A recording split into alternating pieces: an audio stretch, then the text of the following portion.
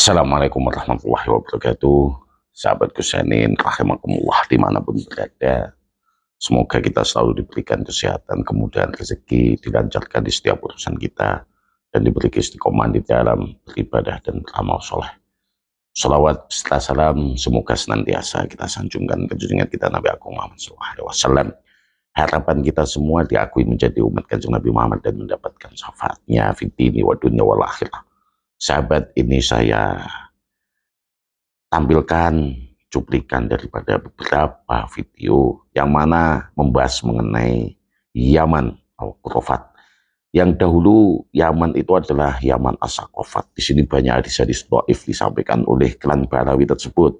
Dengan serampangan mereka memahami ayat-ayat Al-Quran dan juga menyampaikan hadis-hadis dhaif untuk kepentingan melegitimit, melegalkan akan pengakuan mereka, yaitu klan Balawi. Ini saya sampaikan. Indonesia kembali diguncang oleh sebuah temuan mengejutkan. Sejumlah habaib kedapatan menyebarkan hadis palsu dan memanipulasi ayat Quran.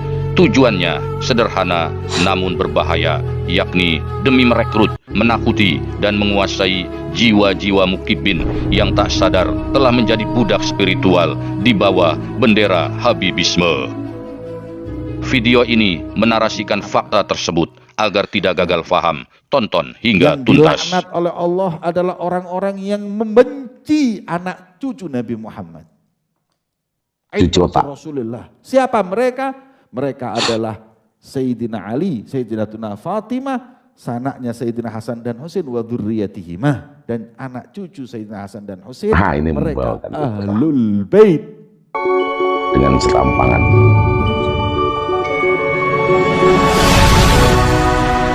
Nah, ini memaknai Al-Kisah. Sering kita dengar. Assalamualaikum warahmatullahi wabarakatuh. Al-Kisah itu ada 5, Sayyidina Ali katamallahu, lalu Sayyidatuna Al-Fatimah, Hasan Husain. Sebuah kalimat sakral dipelintir dengan sengaja. Kata Ahlul Bait diganti dengan kata Habib. Sebuah manipulasi halus, tapi dampaknya sangat dahsyat. Karena dari sinilah lahir ilusi bahwa mengikuti Habib berarti mengikuti dan menghormati Ahlul Bait. Padahal dua hal itu tidaklah sama. وقرن في بيوتكن ولا تبرجن تبرج الجاهلية الأولى وأقمنا الصلاة وآتينا الزكاة وأطعنا الله ورسوله إنما يريد الله ليذهب عنكم الرجس أهل البيت ويطهركم تطهيرا. Dalam bagian akhir Quran surat Al-Ahzab ayat 33, Allah Subhanahu wa taala berfirman, sesungguhnya Allah bermaksud hendak menghilangkan dosa dari kamu wahai Ahlul Bait dan membersihkan kamu sebersih-bersihnya. Siapakah sebenarnya Ahlul Bait yang disucikan itu? Apakah semua yang mengaku sebagai keturunan Nabi? Apakah semua yang menyandang gelar Habib? Ada hadis Nabi SAW, itu hadis sahih. Nabi menyatakan, aku tinggalkan kepada kamu dua hal, pusaka keselamatan, yaitu kitabullah wa itrati al-baiti. Berpegang dengan dua ini tidak akan sesat untuk selama-lamanya. Dan kita lihat keluarganya Nabi Habaib. Dalam berbagai riwayat sahih, jawaban itu jelas dan tegas. Ahlul Bait yang dimaksud adalah 5 orang suci, yakni Rasulullah Shallallahu Alaihi Wasallam, Sayyidah Fatimah radhiyallahu anha, Sayyidina Ali, Hasan dan Husain radhiyallahu anhum. Bahkan Ummu Salamah, istri Nabi sendiri, meriwayatkan bahwa ketika ayat itu turun di rumahnya, Rasulullah memanggil mereka berempat dan berdoa, "Ya Allah, mereka inilah keluargaku, mereka Ahlul Baitku." Dengan rasa iri, ketika itu Ummu Salamah bertanya, "Apakah aku termasuk Ahlul Bait?" Rasulullah menjawab, "Engkau keluargaku, tapi mereka adalah ahlul baitku. Jawaban ini jelas adalah sebuah penegasan yang memisahkan keluarga secara umum dari ahlul bait yang disucikan. Lantas, bagaimana mungkin mereka yang hidup berabad-abad setelah Nabi, yang bahkan tidak memiliki bukti nasab yang sahih serta perilaku yang jauh dari akhlak Rasulullah, berani mengaku-ngaku sebagai ahlul bait? Jika benar mereka suci, mengapa lidah mereka kotor dengan cacian? Mengapa tangan mereka sibuk menghitung amplop bukan menolong fakir miskin? Mengapa hidup mereka penuh hasad, hedon, dan haus kuasa? Ketika serampangan memaknai ahlul dalam bait. syairnya, ya ala baiti rasulillahi hubbukumu fardun minallahi fil qur'ani anzala. Wahai ahlul bait, wahai habaib, wahai habaib, wahai anak cucu dzurriyyah keturunan Rasulullah sallallahu alaihi wasallam, cinta kepada kalian itu adalah kewajiban dalam Al-Qur'an. Dalam sebuah hadis yang diriwayatkan Imam Malik, Rasulullah Shallallahu Alaihi Wasallam meninggalkan dua pedoman besar. Aku tinggalkan kepada kalian dua perkara. Jika kalian berpegang pada keduanya, kalian tidak akan tersesat selamanya. Kitabullah dan sunnah Rasulnya. Bukan kitabullah dan Habib. Bukan pula kitabullah dan nasab palsu. Maka berhati-hatilah ketika sebuah hadis dan ayat suci Al-Quran dimanipulasi. Itu bukan sekedar kesalahan terjemahan, tapi pencurian teologis yang mengubah arah iman umat Islam. Jadi kalau antum melihat para habaib keturunan Rasulullah, pandang Nabi Muhammad. Ingat Nabi Muhammad, di dalam diri mereka mengalir darahnya Nabi Muhammad.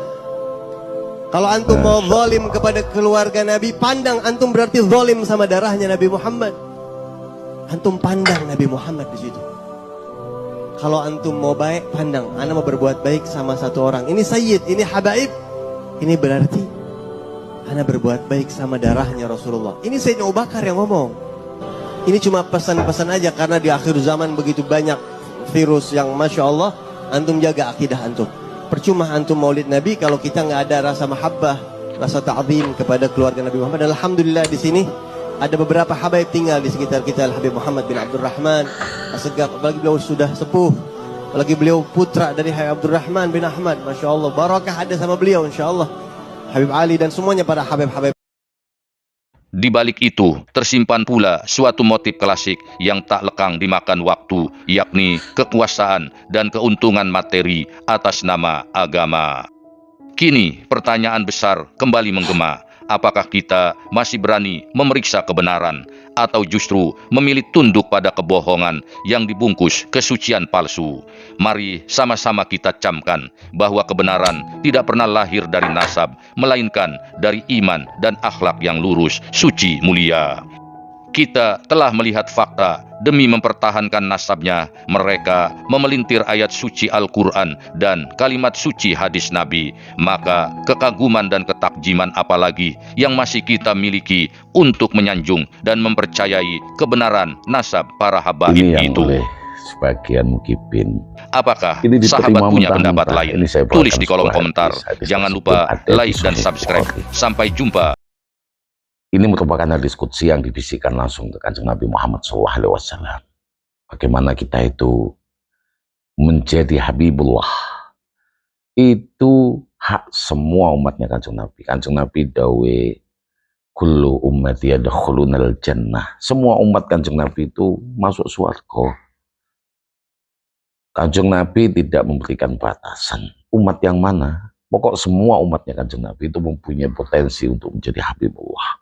Ini sesuai dengan hadis yang ada di Sahih Bukhari. La yazadu abdi fit taqarrubi ilayya bin nafilah. Tidaklah dianggap mendekatkan diri kepadaku kecuali dengan melaksanaan kesunahan. Karena melaksanakan sunnah itu membuat Allah senang. Kalau kewajiban itu membuat diri kita terbebas dari adabnya Allah. Kesunahan itu ketika kita tinggalkan kita tidak diancam dengan dosa. Tapi kalau kita laksanakan itu membuat Allah senang. Maka umatnya Kanjeng Nabi ini tidak akan menjadi Habibullah, kekasihnya Allah, kecuali melaksanakan kesunahan. Hatta ahabbah, sampai benar-benar mencintai akan kesunahan tersebut, mencintai Allah Subhanahu wa Ta'ala. Wa idza ahbabtuhu, dan ketika Allah menjadikan dirinya kekasihnya, dawe Allah, kuntu sam'ahu. Allah berkata, aku akan menjadi pendengarannya, alladzi yasma'u bihi, wa kuntu basarahu alladzi yabsiru biha, dan aku akan menjadi penglihatannya yang dia pakai untuk melihat, wa kuntu rijlah allati yamsi biha, wa kuntu yadah allati yabtisu biha. Maka hak Habib, kekasihnya Allah, itu dimiliki oleh semua umat Kanjeng Nabi Muhammad dan mempunyai potensi yang sama. Nah, ini dikerdilkan oleh klan Pahlawi ini. Makna Ahlul Bait dipelintir menjadi Habibullah. Habib, makna Habib itu yang menjadi permasalahan. Mereka ingin privilege dan juga istimewa. Ini saja, semoga bisa tercerahkan. Allahumma fiq lakum. Assalamualaikum warahmatullahi wabarakatuh.